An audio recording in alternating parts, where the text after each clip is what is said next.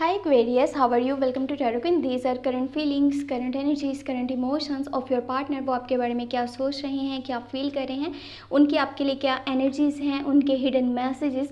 अगर के किसी बात को लेकर के आप दोनों में नाराज़गी है, नो कॉन्टैक्ट है, नो कम्युनिकेशन है, तो क्या वो आपके पास वापस आना चाहते हैं? क्या आपको कॉन्टैक्ट करेंगे थ्रू मैसेजेस एंड कॉल्स?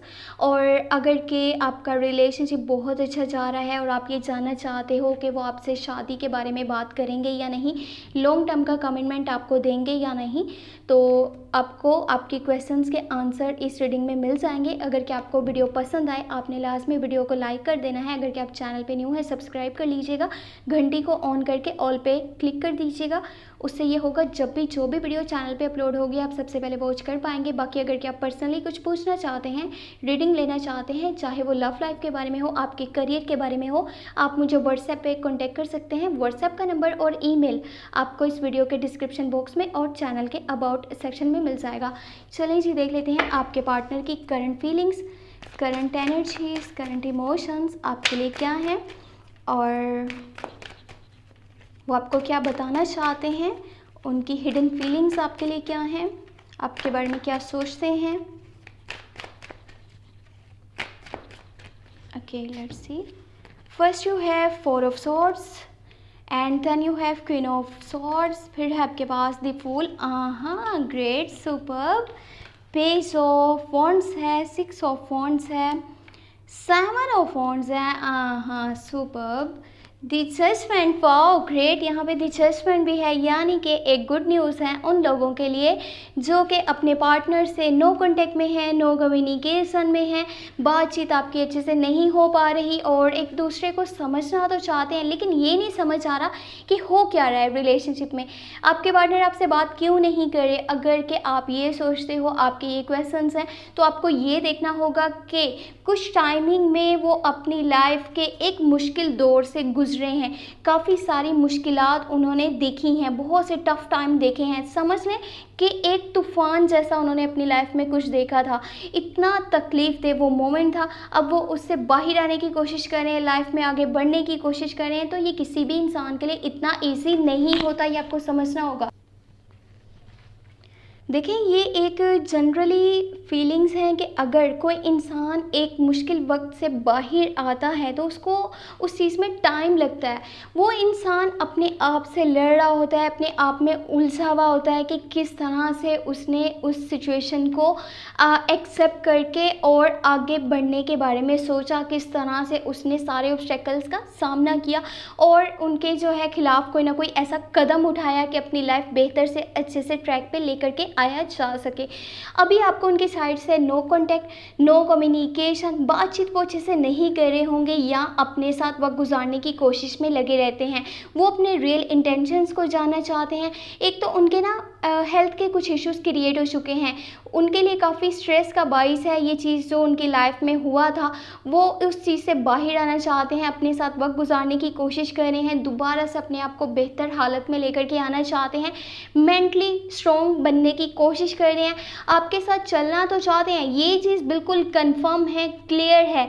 जितने भी ऑब्स्टेकल्स हैं आप दोनों के रिलेशनशिप में, नो कांटेक्ट या फिर नो कम्युनिकेशन, कुछ यहाँ पे कुछ ऐसी बातें हुई होंगी जो आपको समझ नहीं आ रही, उन्हें नहीं समझ आ रही, तो वो आप सारी चीज़ों को बैलेंस करना चाहते हैं, अपने रिलेशनशिप को अच्छे से प्रोटेक्ट करना चाहते हैं।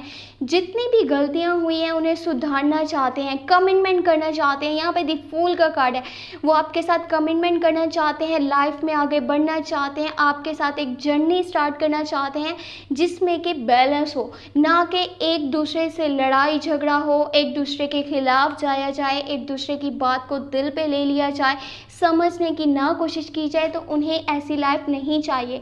वो चाहते हैं चीज़ों को अच्छे से मैनेज करा जाए और अपनी गलतियों को सुधारने की डे बाय डे कोशिश करें।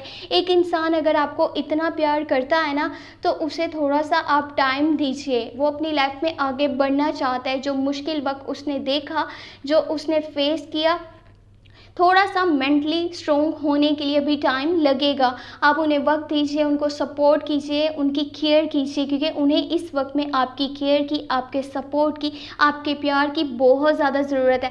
अभी आपके माइंड में ये क्वेश्चन होगा, ये इंसान तो बहुत ज़्यादा रूडी है, इसमें तो एटीट्यूड बहुत ज़्यादा है, मैं इसकी क्या केयर करूँ, मैं इसका क्या साथ दूँ, जबकि ये तो मुझसे बात ही नहीं करता। हाँ, ये सच है, वो आपसे बात करते हैं तो बहुत कम करते हैं, या बात ना होने के बराबर भी कभी कभी होती होगी। अगर एक इंसान आपसे एकदम थोड़ी सी दूरी बनाने की कोशिश करता है ना, तो हमेशा उसका रीज़न ये नहीं होता कि वो किसी और को पसंद करता है, किसी और के लिए उसके जज्बात हैं, किसी और के लिए उसकी फीलिंग्स हैं। हो सकता है कि वो आपको ये देखना चाहता है आप में कि आप उसकी कितनी केयर करते हो, क्या आप उसको संभाल सकते हो, क्या आप उसको उतनी रिस्पेक्ट दे सकते हो, क्या आप उसकी इतनी केयर कर सकते हो, उसको समझ सकते हो कि वो क्यों ऐसा कर रहा है। जो इंसान कहेगा ना नहीं मुझे फ़र्क नहीं पड़ता, पता है उसी को सबसे ज़्यादा फ़र्क पड़ रहा होता है। इसलिए आपको बातों को समझना होगा, एक्शंस को समझना होगा।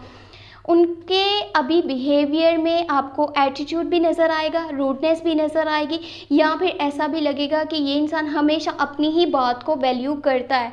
देखिए, जब भी किसी ने मुश्किल टाइम देखा होता है ना, वो उसी की बेस पे आगे के डिसीजंस ले रहा होता है, आगे लाइफ में जो है वो स्टेप्स लेने के बारे में सोच रहा होता है। तो उसको समझने की कोशिश कीजिएगा, उसके पास एक्सपीरियंस होता है तभी वो ऐसा कर रहा होता है। कुछ टफ डिसीजंस भी ले रहा होता है जो कि सामने वाला शायद कोई भी कहेगा अच्छा ये ऐसे नहीं करना चाहिए था, ये बहुत ही इजीली किसी और वे से भी हो सकता था। उनकी जो आपके लिए फीलिंग्स है ना, जो इमोशंस है बहुत स्ट्रॉन्ग है। वो अब आपके साथ लाइफ में आगे बढ़ना चाहते हैं, जितनी भी तकलीफ़ें देखी हैं, जितने भी दुख उन्होंने देखे हैं, उस सब से बाहर आना चाहते हैं। एक न्यू लाइफ आपके साथ स्टार्ट करना चाहते हैं, जिसमें कि आप हो वो हो, रिलेशनशिप को अच्छे से प्रोटेक्ट किया जाए, एक दूसरे के साथ जो भी मिसअंडरस्टैंडिंग्स थी उनको ख़त्म किया जाए। वो अपने आप से भी इस चीज़ की माफ़ी मांगना चाहते हैं, आपसे भी सॉरी करना चाहते हैं, ऊपर वाले की मर्ज़ी से लाइफ में आगे बढ़ना चाहते हैं।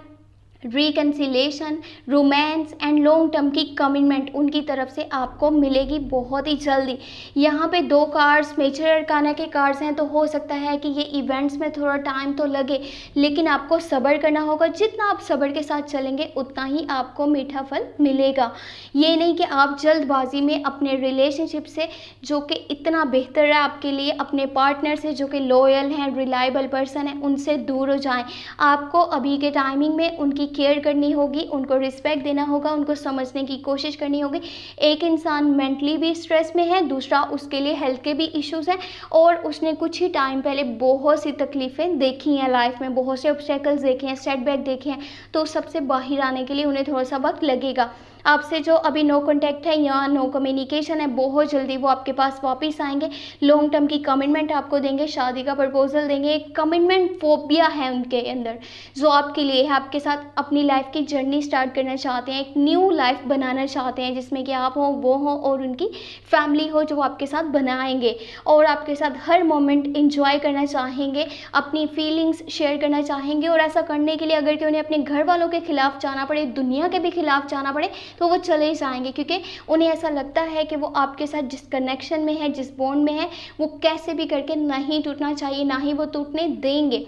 ऐसा लगता क्या है, ये उनकी ख्वाहिश भी है, वो आपके साथ चलना चाहते हैं दिल से। अगर कि उन्हें दुनिया के खिलाफ जाना पड़ा तो वो भी स्टेप वो लेने से पीछे नहीं हटेंगे। एक कमिटमेंट फोबिया है, अपनों के खिलाफ भी जाना पड़े, किसी की अगर कि गाइडेंस की ज़रूरत है तो वो गाइडेंस भी नहीं लेंगे। वो बस ये है कि आपके साथ चलना है, आपके साथ लाइफ गुजारनी है, किसी की बात को नहीं सुनना, और अब वो ना ही आगे सुनेंगे।